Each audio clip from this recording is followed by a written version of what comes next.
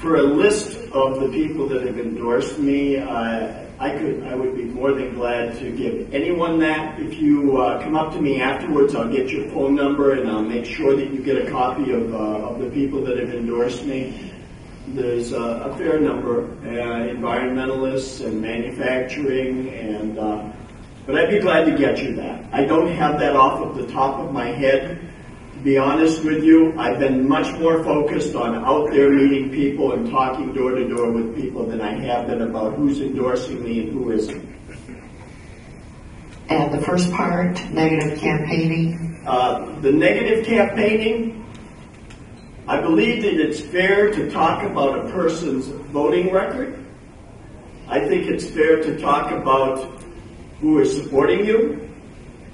I think that we should stay away from personal smearing about your personal life and your history of your personal life.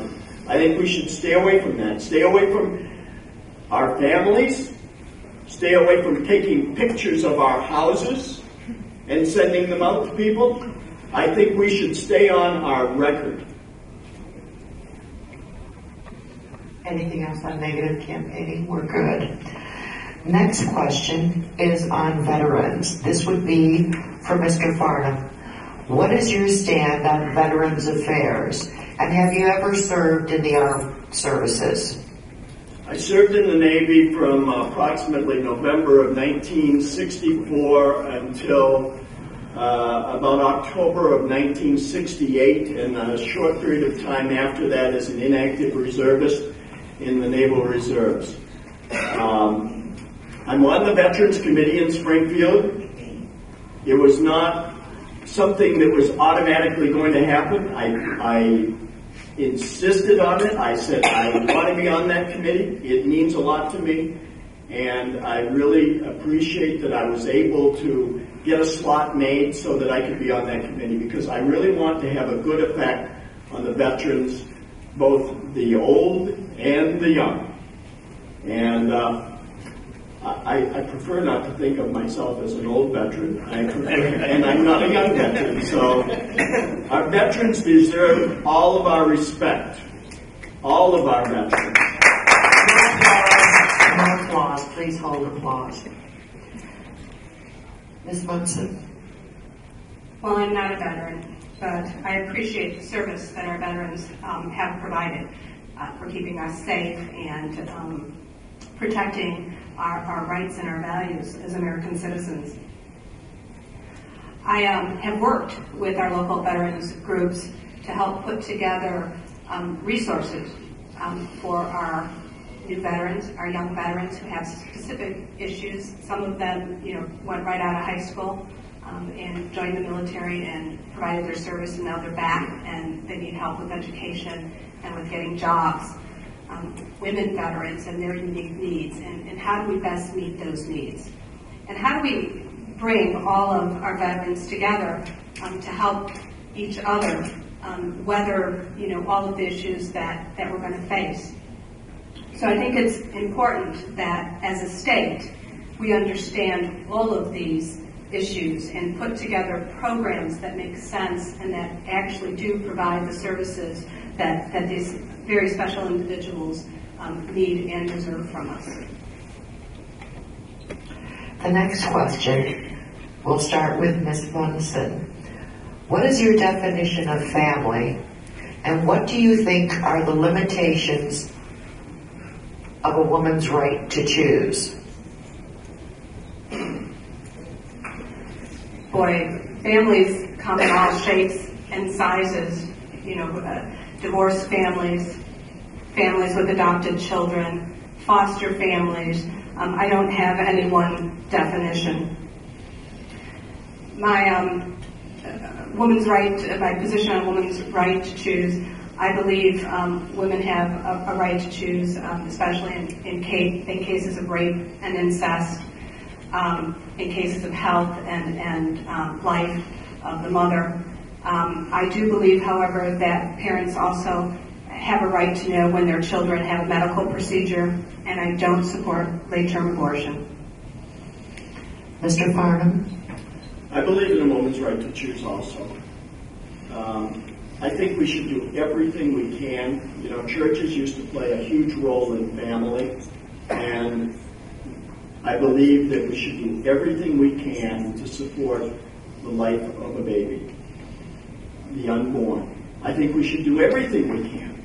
I think we should do everything we can to prevent it from ever happening. Children should not be having babies.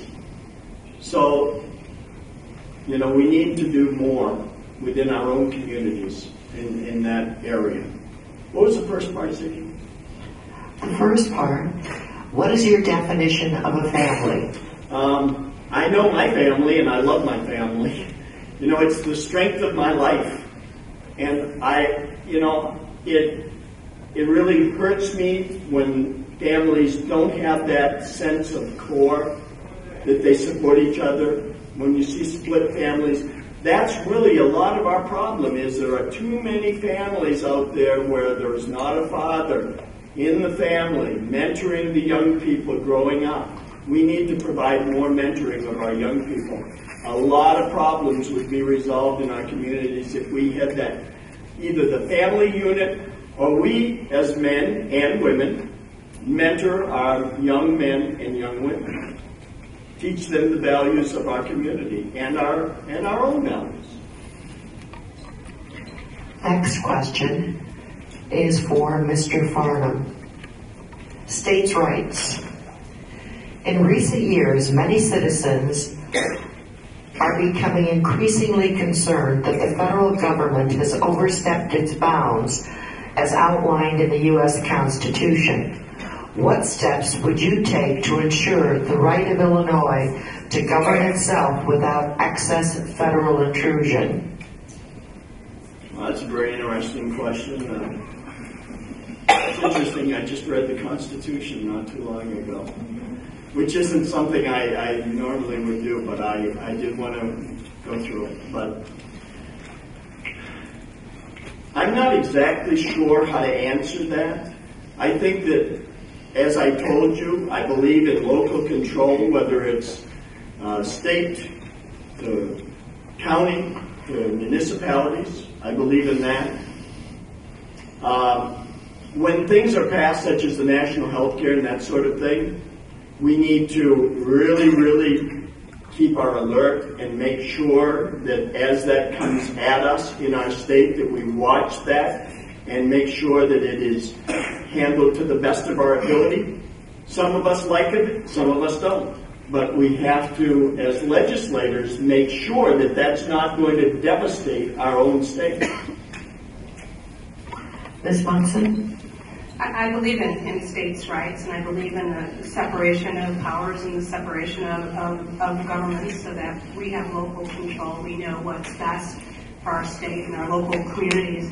I think the best way to get that across is to work in conjunction with other states. There are states organizations that can, in numbers, really affect what happens at the federal level and how it affects states' rights. Organizations like the National Conference of State Legislators and ALEC and some others. I also think that having a close relationship with our federal elected leaders helps in that regard as well. The next question for Ms. Munson, banking reform. Can state legislators regulate Wall Street banks? No. Wall Street banks? No.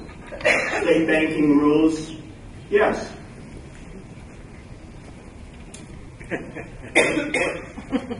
We will move on to